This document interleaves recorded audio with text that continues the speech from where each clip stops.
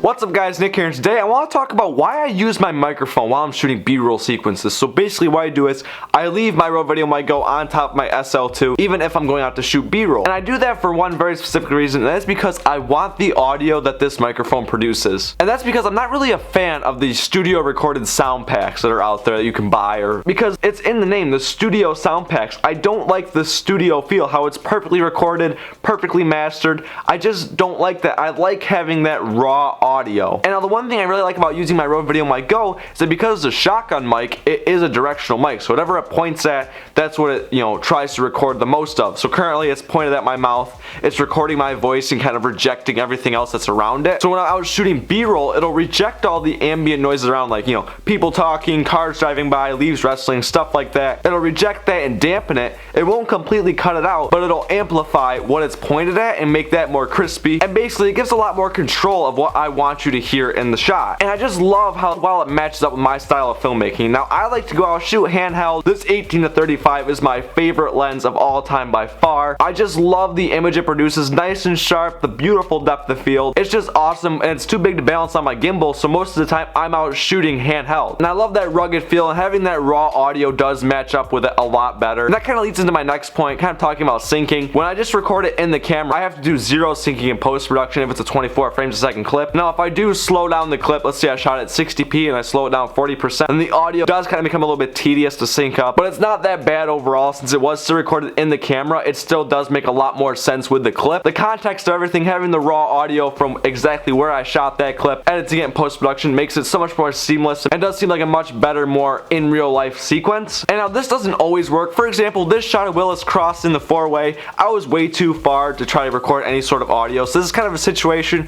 where I would go back out and worry about recording just the audio. So I'd take my camera and my microphone, and I wouldn't really worry about getting cool video. I'd be more concerned with trying to get the crispy audio. So I would walk with the microphone right next to his feet to get them footsteps. I would have him wrestle some leaves with his hands, so that way you can hear leaves wrestling. I would use my microphone, get nice and close to that so I can get the crispy audio. And even while doing that, it still does have those ambient background noises that it kind of dampens because it's a directional mic.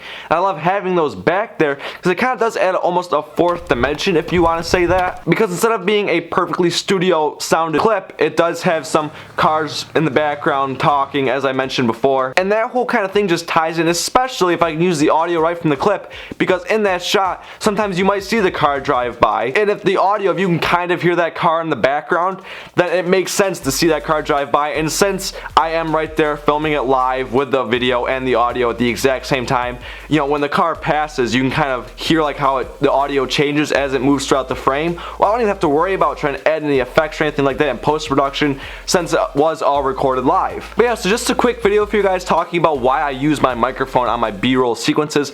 I will see you guys in the next video. Make sure to like and subscribe if you are new. Peace out. We're almost at 300 subscribers, so let's see if we can get there by, I don't know, the end of the month or something. Peace out, guys.